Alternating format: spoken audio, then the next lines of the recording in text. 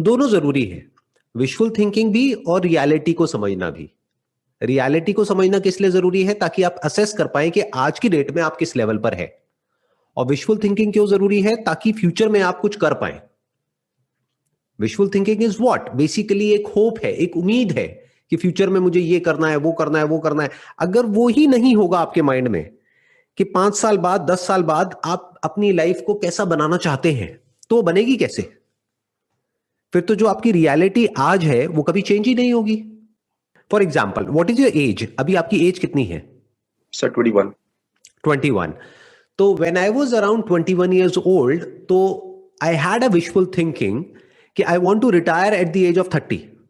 और मैं एक मिडिल क्लास बैकग्राउंड से था, तो मेरे पास में इतने रिसोर्सेज नहीं थे कि ये जो मैं बोल रहा हूं वो सच हो पाए। तो इसको आप क्या कहोगे? क्या ये रियलिस्टिक है थिंकिंग या विजुअल थिंकिंग है? क्योंकि यूजुअली लोग जो रिटायर होते हैं वो होते हैं 50, 60, 70 की एज में। तो क्या कहेंगे आप, ये विजुअल थी या रियलिस्टिक थी? Sir realistic. It was not a reality at that point in time. It was just a wish. It was a desire. जिसका रियलिटी से दूर दूर तक कोई लेना देना नहीं था। रियलिटी मतलब क्या? जो दुनिया में हो रहा था, मेरे आसपास में, मेरे फ्रेंड सर्कल में, मेरी फैमिली में, मेरे रिलेटिव्स में, या जो उस वक्त मेरी कंडीशन थी, उस सबके बेस पे अगर मैं देखता तो that was just a visual thinking. But उस विजुअल थिंकिंग की वजह से क्या हुआ कि वो ही मुझे चाहिए था डीप विद इन, कि वो मेरा एक तरह का बर्निंग डिजायर बन गया। तो जो भी मैंने एक्शंस लिए एट द एज ऑफ 21 या उसके बाद भी एट द एज ऑफ 22, 25, 30, जो भी मैंने एक्शंस लिए, that was in line with that thinking, with that thought process. अब जिसकी लाइफ में वो थॉट प्रोसेस था ही नहीं और वो सिर्फ अपनी रियलिटी के हिसाब से ही चलता रहा, तो वो अपनी मजबूरियों में ही उलझ करके रह गया। वो कभी कुछ अपनी रियलिटी से ऊपर कर ही नहीं पाया।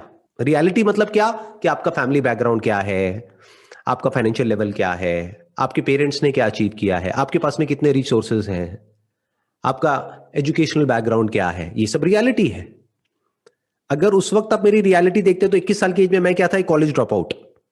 वो भी कोई बहुत बड़े कॉलेज से नहीं या कोई बहुत एक्स्ट्राऑर्डिनरी कोई कोर्स करते हुए नहीं, सिर्फ बीकॉम कर रहा था। That too not BCom honours, BCom pass, वो भी सेकंड ईयर के बाद में मैंने छोड़ दिया था। तो मेरी रियलिटी थी क्या? कुछ भी नहीं। एक अंडर ग्रेड जिसके पास में कोई रिसोर्सेज नहीं, कुछ नहीं, बहुत ही बेसिक लेवल से, छोटे से लेवल से शुरुआत कर रहा हूं। But I had that thing in my mind कि मुझे ये अचीव करना है at the age of 30, no matter what. उसको मैंने लिख दिया था अपनी डायरी में और बार बार उसको देखता था। मेरे दिमाग में वो बैठा हुआ था कि मुझे ये अचीव करना है। कैसे करना है पता नहीं, बट मुझे ये पता था कि हाँ, मैं कोई ना कोई रास्ता निकाल लूंगा। क्योंकि वो था माइंड में, इसी वजह से वो अचीव हो पाया। अगर वो होता ही नहीं तो वो अचीव नहीं होता। ख्याली पुलाव कब बोलते हैं इसको? जब मेरी ये थिंकिंग तो होती कि मेरे को 30 की एज में रिटायर होना है, लेकिन मैं एक्चुअल में कुछ करता ही नहीं। मैं 21 की एज में रिटायर हो जाता, यानी मैं 9 साल तक कुछ करता ही नहीं, बैठा बैठा बस सोचता रहता हाँ मेरे को रिटायर होना है, और हवा में कुछ भी सोचता रहता। उसको बोलते हैं ख्याली पुलाव पका रहे हैं हम। दोनों में फर्क देख पा रहे हो ना? अगर आपका कोई डिजायर है जिसके बेस पे आपने कोई गोल सेट किया है and deep within you want it to happen, और उसके अकॉर्डिंग आप अपनी लाइफ को डिजाइन कर रहे हो, एक्शंस ले रहे हो, अपने करियर को चूज कर रहे हो, अपने करियर में आगे बढ़ रहे हो। अगर करियर एक पॉइंट पे जाकर के स्टैग्नेंट हो जाता है तो आप उसको छोड़ने के लिए भी तैयार हो, क्योंकि आपको नेक्स्ट लेवल पे जाना है, क्योंकि आपका गोल बिल्कुल क्लियर है, this is what I want to achieve. तो फिर वो अचीव हो जाता है। यू गॉट द आंसर कि visual thinking is not bad because visual thinking is related to your wish. So wish is not bad, you must have a wish, क्योंकि उसी के बेस पे लाइफ में होप आती है, उम्मीद आती है। नहीं तो दुनिया आपको बैठी है बताने के लिए कि भाई तेरा कुछ नहीं हो सकता। क्यों? क्योंकि ये 1000 वजह है। देख ले अपनी रियलिटी क्या है। ये आपकी विजुअल थिंकिंग ही तो है जो आपको आगे लेकर के जाएगी, but that visual thinking must be backed by actions in the right direction. और बताइए, कुछ और कोई क्वेश्चन है आपके पास में? कई बार मुझे लगता है कि सर प्रेजेंट बहुत ज्यादा इफेक्ट नहीं हो जाता ऐसी थिंकिंग से कि हम इसी के बारे में सोच रहे हैं एंड प्रेजेंट में बिल्कुल फोकस नहीं जो कर रहे हैं, एंड बहुत सारा टाइम हम वेस्ट कर रहे हैं इस चीज में। Like back of the head हमेशा होना चाहिए कि करना क्या है, बट अगर हम यही सब सोचते रहेंगे कि आगे क्या करना है, तो फिर अभी जो कर रहे हैं वो भी नहीं होगा, एंड आगे जो चाहिए फिर वो तो वैसे भी नहीं होगा।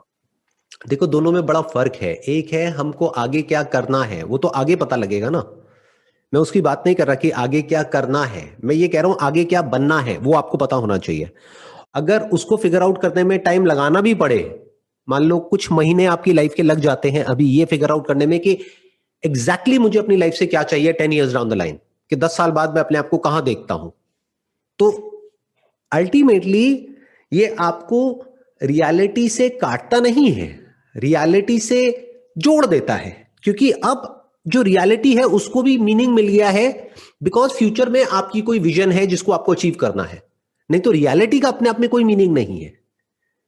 क्या रियलिटी देखनी है आपको? चले जाओ जाकर के दुनिया में, देखो लोग कैसे कैसे कहां कहां सफर कर रहे हैं, लोगों की देखो क्या क्या हालत है। जो लोग नौकरी कर रहे हैं, बहुत सारे ऐसे लोग हैं जो करना उनको पसंद नहीं है लेकिन वो कर रहे हैं, क्यों? Because of their reality. So ultimately इस डिजायर की वजह से हम प्रेजेंट मोमेंट में फंसते नहीं हैं, बल्कि प्रेजेंट मोमेंट में हमारा दिमाग चलने लग जाता है, दिमाग बंद नहीं होता है। नहीं तो अगर कोई फ्यूचर ही नहीं होगा आपके माइंड में, कोई विशफुल थिंकिंग ही नहीं होगी, फ्यूचर से रिलेटेड कोई गोल ही नहीं होगा, तो प्रेजेंट मोमेंट में करोगे क्या? जब हम प्रेजेंट मोमेंट में जो भी रिसोर्सेज हैं उसको यूज कर सकें फ्यूचर में किसी मीनिंगफुल पर्पस को या किसी मीनिंगफुल गोल को अचीव करने के लिए, प्रेजेंट में जो भी रिसोर्सेज हैं उसको यूज करके कुछ ऐसा क्रिएट कर सकें, अपनी लाइफ को इस तरीके से डिजाइन कर सकें जैसा कि हम डीप विद इन चाहते हैं। फिर उसके अकॉर्डिंग आज से एक्शंस लेने होंगे। फिर जब आप एक्शंस लेते चले जाओगे तो there is a strong possibility कि जो भी आपके माइंड में विजन है वो अचीव हो जाएगी, क्योंकि माइंड में एटलीस्ट कुछ बर्निंग डिजायर है, कोई गोल है, तो उसके अचीव होने के चांसेस बहुत ज्यादा है। बट अगर ऐसा कुछ होगा ही नहीं फ्यूचर से रिलेटेड कि 10 साल बाद मुझे क्या करना है, अगर मैं आपसे पूछता हूं कि भाई 10 साल बाद आप क्या करना चाहते हो, 20 साल बाद आप कहां होगे, आज आपकी एज है 21 साल, 41 साल की एज में आप कहां होगे, क्या कर रहे होगे? Can you tell it to me? अगर आप नहीं बता सकते तो इसका मतलब आप भी अभी और लोगों की तरह ही बस चलते चले जा रहे हो उसी रेस में जिस रेस में हर कोई भाग रहा है। सब भाग रहे हैं लेकिन किसी को नहीं पता क्यों भाग रहे हैं, कहां जा रहे हैं, क्या करना है, क्यों करना है, नथिंग जी, कोई आइडिया ही नहीं है। तो अपनी लाइफ को डिजाइन करो बॉस, थोड़ा दिमाग दौड़ाओ कि कैसे अपनी लाइफ को मैं डिजाइन कर सकता हूं, तब आपके साथ कुछ अलग हो सकता है।